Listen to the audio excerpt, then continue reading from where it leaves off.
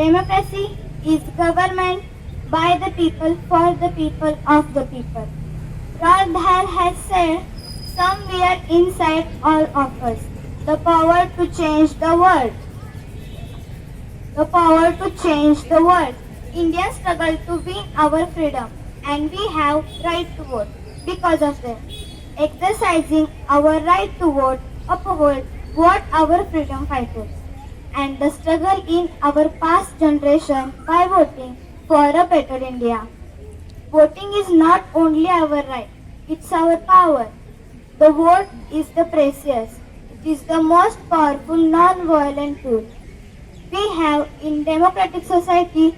We must use it. While there are who genuinely cast their vote, many people sit back and relax on voting day, and others are cajoled into voting for particular candidates.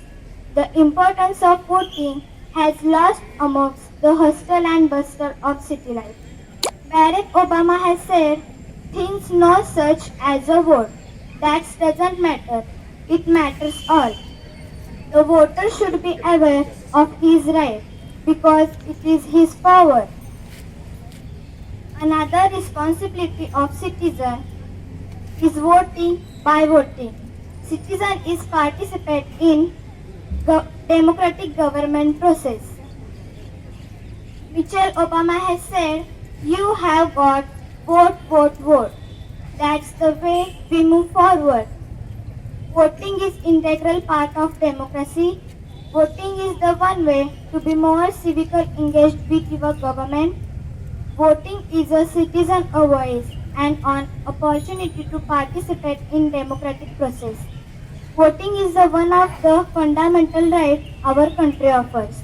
By voting, people decide the direction of change and development. Voting helps in expressing people's thoughts about candidates through the ballot box. Voting is as a such duty as it's a right. Every adult given the right to vote, regardless of gender, caste, occupation, etc.